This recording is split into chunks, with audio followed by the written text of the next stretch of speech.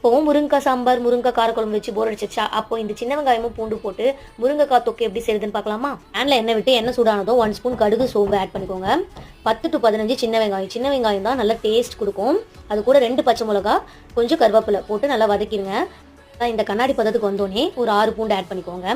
அதையும் சேர்த்து நல்லா வதக்கிட்டு 2 தக்காளி நல்லா மசிச்சு வந்தோடனே அது கூட நம்ம குட்டி குட்டியாக கட் பண்ணி வச்சிருக்க முருங்கைக்காய் ஆட் பண்ணிக்கோங்க. முருங்கைக்காய் அந்த தொக்கோட மிக்ஸ் ஆகிற அளவுக்கு நல்லா பெரட்டி எடுத்துக்கோங்க.